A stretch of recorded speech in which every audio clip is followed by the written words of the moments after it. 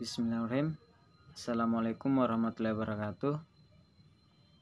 Perkenalkan, nama saya Muhammad Alwi, NIM 1931 040023 dari Universitas Negeri Makassar, Fakultas Ilmu Keluargaan, Angkatan 19. Baiklah, pada video kali ini saya akan menjelaskan materi tentang kepemudaan dan organisasi. Baiklah, sebelum kita jauh ke pembahasan, yang perlu diketahui bersama bahwa apa itu dua kata kunci tentang apa itu pengertian dari pemuda dan organisasi. Baiklah, saya akan menjelaskan satu persatu dari dua poin ini. Yang pertama, ada yang namanya pemuda.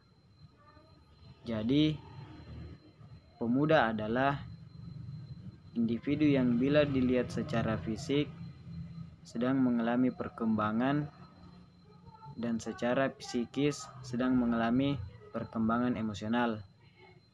Sehingga pemuda merupakan sumber daya manusia pembangunan baik saat ini maupun masa yang akan datang sebagai calon generasi penerus yang akan menggantikan generasi sebelumnya.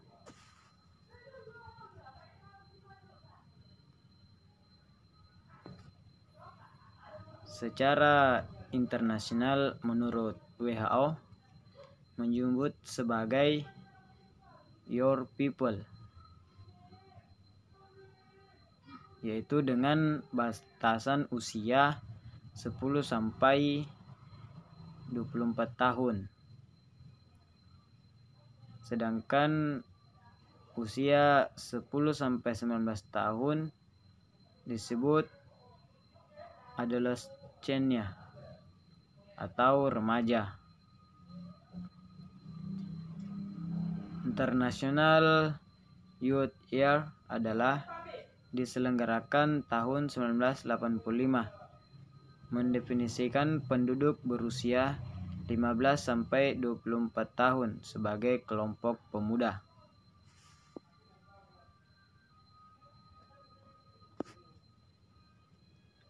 Berikutnya ada perbedaan generasi muda yang dulu dengan yang sekarang. Jadi seperti kita ketahui bersama bahwa pemuda yang dulu dengan sekarang itu berbeda. Jadi apa perbedaan dari pemuda yang dulu itu dengan yang sekarang? Jadi pemuda-pemuda generasi sekarang sangat berbeda.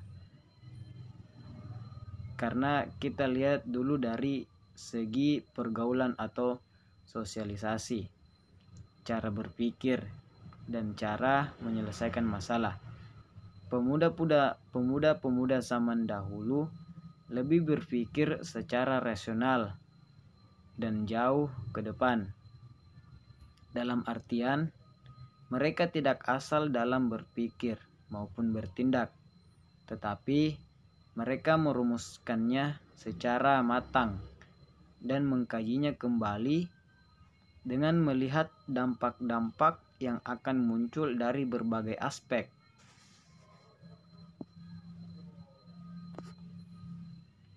Jadi sementara pemuda zaman sekarang itu masih terkesan acuh terhadap masalah-masalah sosial, utamanya di lingkungan. Pemuda-pemuda saat ini telah terpengaruh dalam hal pergaulan bebas,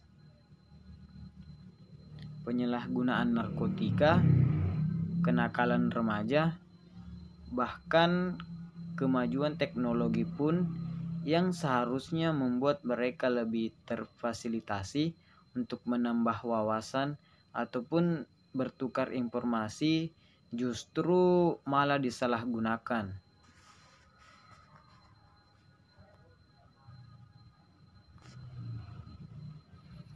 Tidak jarang kaum muda saat ini menggunakan internet untuk hal-hal yang tidak sepatutnya dilakukan seorang pemuda, seperti membuka fitur-fitur yang tidak senonoh. Peranan pemuda saat ini adalah sosialisasi bermasyarakat menurun drastis. Mereka lebih mengutamakan kesenangan untuk dirinya sendiri dan lebih sering bermain-main dengan kelompoknya.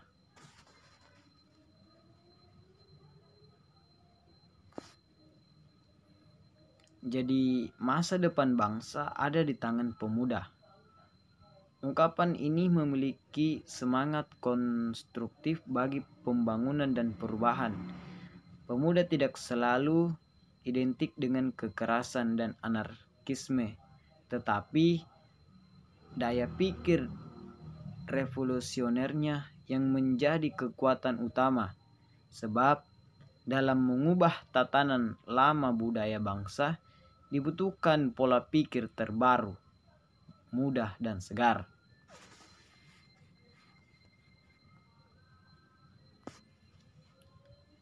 Berikut ada yang namanya peranan pemuda dalam masyarakat. Jadi peranan pemuda dalam masyarakat, sejarah telah membuktikan bahwasanya pemuda adalah salah satu pilar yang memiliki peran besar dalam perjalanan kehidupan berbangsa dan bernegara. Sehingga maju mundurnya suatu negara sedikit banyak ditentukan oleh pemikiran dan kontribusi aktif dari pemuda di negara tersebut. Begitu juga dalam lingkup kehidupan bermasyarakat. Pemuda merupakan satu identitas yang potensial dalam tatanan masyarakat sebagai penerus cita-cita perjuangan bangsa dan sumber insani bagi pembangunan bangsa. Karena pemuda sebagai harapan bangsa, dapat diartikan bahwa siapa yang menguasai pemuda akan menguasai masa depan.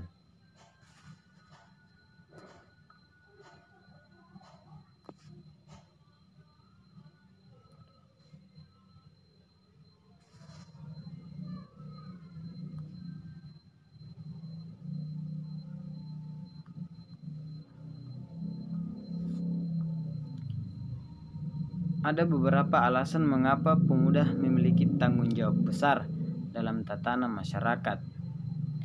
Jadi ada beberapa. Yang pertama di sini kemurnian idealisme.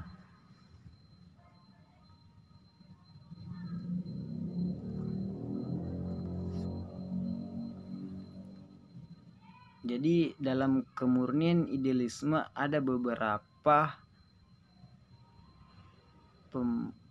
pembahasan. Yang pertama itu ada keberanian dan keterbukaannya dalam menyerap nilai-nilai dan gagasan baru. Yang berikutnya ada semangat pengabdiannya. Yang berikutnya ada spontanitas dan pengabdiannya. Berikutnya ada inovasi dan kreativitasnya. Berikutnya ada keinginan untuk segera mewujudkan gagasan-gagasan baru. Berikutnya ada keteguhan janjinya dan keinginannya untuk menampilkan sikap dan kepribadiannya yang mandiri.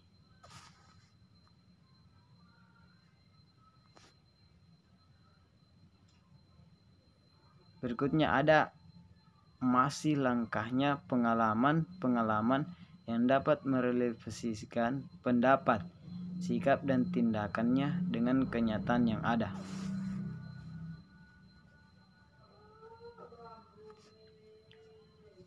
Jadi alasan-alasan tersebut pada dasarnya melekat pada diri pemuda. yang jika dikembangkan dan dibangkitkan kesadarannya, maka pemuda dapat berperan secara alamiah dalam kepeloporan dan kepemimpinan untuk menggerakkan potensi-potensi dan sumber daya yang ada dalam masyarakat, serta untuk kemajuan bangsa.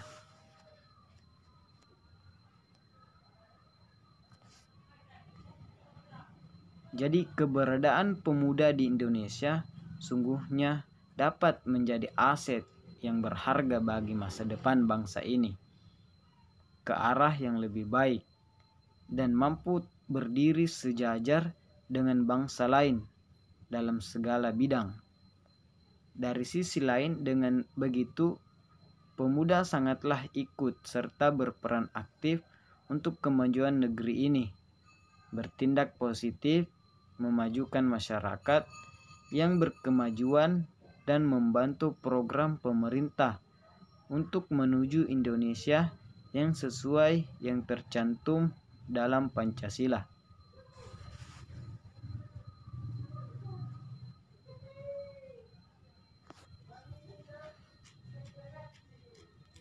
Berikutnya ada yang namanya potensi generasi pemuda. Jadi potensi masa depan suatu bangsa terletak di tangan generasi muda, karena merekalah yang akan membangun dan menggantikan pemimpin bangsa sebelumnya. Pemuda merupakan generasi yang mempunyai harapan untuk pembangunan negeri ini. Namun di lain sisi banyak sekali harapan untuk membangun negeri ini. Namun di sisi lain banyak sekali masalah-masalah yang menghadang. Apabila tidak ditangani dengan serius, maka mengakibatkan kehilangan fungsi sebagai generasi bangsa.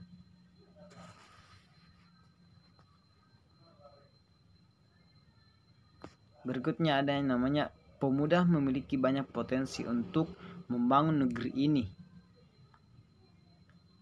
Di antaranya ada yang namanya dinamika dan kreativitas.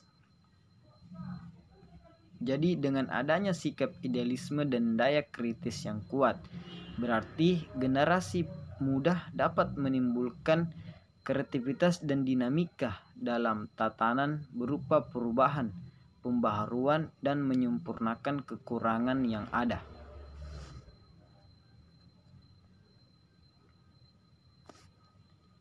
Berikutnya ada keberanian mengambil risiko. Jadi dalam upaya pembangunan pasti akan ada risiko-risiko yang akan ditimbulkannya, seperti melesetnya jadwal pembangunan, terhambat, atau bahkan gagal. Kaum muda dengan kesiapan pengetahuan, perhitungan, dan keterampilan dapat mengatasi hal tersebut dengan baik, dikarenakan dan juga lebih berani dalam mengambil resiko. Berikutnya ada yang namanya optimis dan semangat. Jadi optimis dan semangat yang ada dalam jiwa generasi muda akan menjadi daya pendorong untuk menghasilkan sesuatu yang lebih maju lagi, sehingga terbentuknya mental yang kuat yang tidak mudah patah semangat. Berikutnya yaitu adanya sikap kemandirian dan disiplin. Jadi dengan sikap kemandirian mereka dapat menyadari batas-batas yang wajar dan memiliki tenggang rasa serta melaksanakan sesuatu dengan disiplin. Berikutnya ada yang namanya keanekaragaman dalam persatuan dan kesatuan. Jadi keanekaragaman pada pemuda merupakan cerminan keanekaragaman bangsa kita. Keanekaragaman tersebut merupakan potensi dinamis dan kreatif berdasarkan semangat Sumpah Pemuda serta kesamaan semboyan Bhinneka Tunggal Ika. Berikutnya namanya patriotisme dan nasionalisme. Jadi dengan sikap patriotisme dan nasionalisme, generasi muda dapat melibatkan daya upaya pembelaan dan mempertahankan negara. Berikutnya ada yang namanya sikap ksatria. Sikap ksatria identik dengan sikap berani, mengabdi pada negara, serta rasa tanggung jawab sosial yang tinggi. Sehingga dengan sikap itu, para generasi muda dapat menjadi pembela dan penegak hukum bagi masyarakat dan bangsa.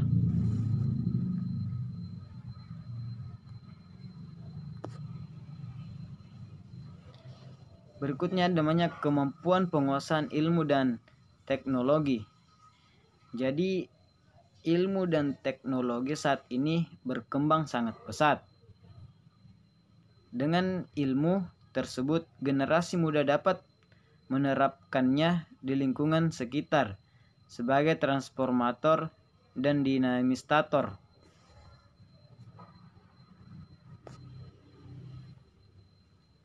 Jadi pengetahuan yang diperoleh remaja dan pemuda mula-mula terbatas pada hasil pengamatan terhadap gejala alam, masyarakat, dan budaya. Kemudian semakin bertambah dengan pengetahuan yang diperoleh dari hasil pemikirannya. Selanjutnya, dari peningkatan kemampuan daya pikir, para remaja dan pemuda, mereka mampu melakukan segala hal untuk membuktikan dan mencari kebenaran dari suatu hal yang baik, yang bersifat alamiah, sosial, dan budaya yang keseluruhan itu membutuhkan mental yang kuat.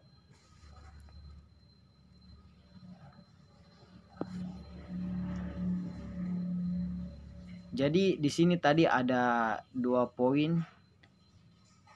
Jadi yang tadi tuh ada poin pertama itu ada kepemudaan, dan sekarang saya akan menjelaskan tentang apa itu poin kedua, yaitu organisasi. Jadi organisasi di sini adalah sebuah wadah atau tempat berkumpulnya sekelompok orang untuk bekerja secara rasional dan sistematis, terkendali dan terpimpin untuk mencapai suatu tujuan tertentu dengan memanfaatkan sumber daya yang ada.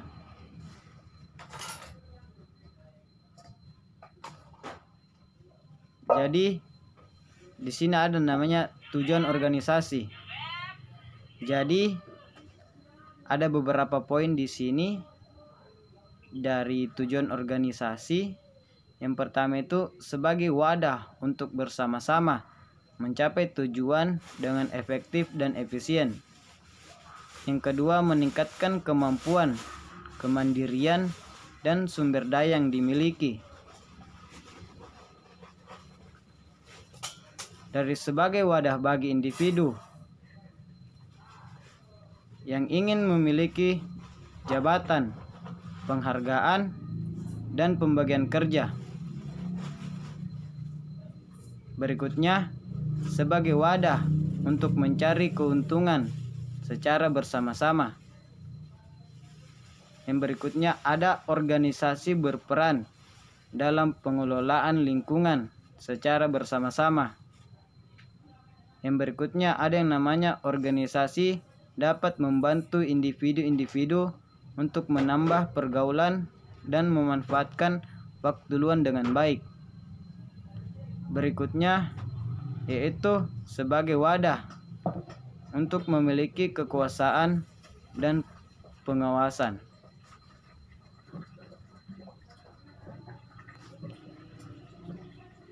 Berikutnya ada yang namanya ciri-ciri organisasi.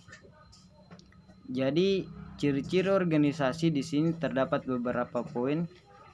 Yang pertama itu terdiri dari sekelompok orang.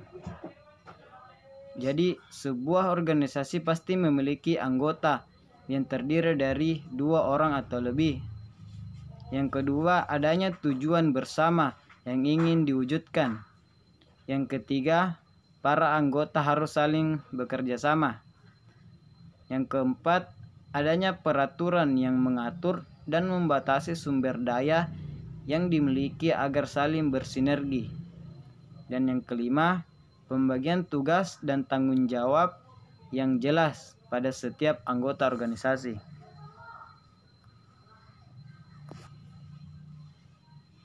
Berikutnya ada bentuk-bentuk organisasi. Jadi dalam bentuk-bentuk organisasi ini terdapat beberapa poin. Yang pertama ada organisasi politik.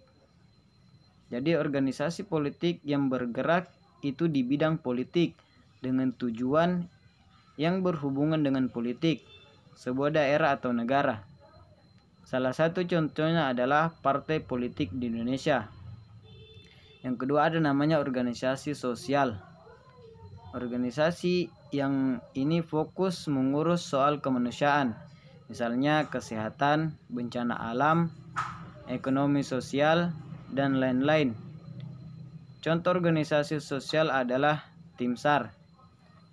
Jadi yang ketiga yaitu ada yang namanya organisasi olahraga. Jadi organisasi ini berserikatan cabang olahraga, baik secara umum maupun spesifik di bidang olahraga tertentu. Salah satunya contohnya yaitu PSSI. Poin yang keempat yaitu ada yang namanya organisasi agama. Jadi organisasi agama itu berfokus pada pengurus hal yang berhubungan dengan agama. Salah satu contohnya adalah organisasi agama yaitu NU atau Nahdlatul Ulama. Yang kelima ada yang namanya organisasi pemuda. Jadi organisasi pemuda di sini merupakan perkumpulan para pemuda untuk menciptakan pergerakan suatu daerah atau negara. Budi Utomo dalam perjuangan kemerdekaan Indonesia. Jadi yang keenam ada yang namanya organisasi kemahasiswaan. Mirip dengan organisasi pemuda, namun sifatnya lebih ilmiah. Salah satu contohnya adalah BEM.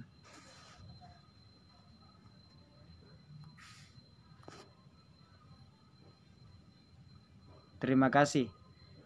Baiklah, itulah tadi materi yang sempat saya paparkan atau saya bawakan.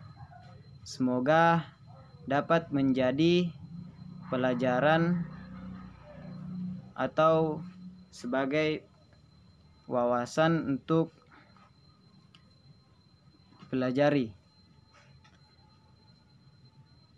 Sampai disinilah video yang sempat saya paparkan. Lebih dan kurangnya mohon dimaafkan. Assalamualaikum warahmatullahi wabarakatuh.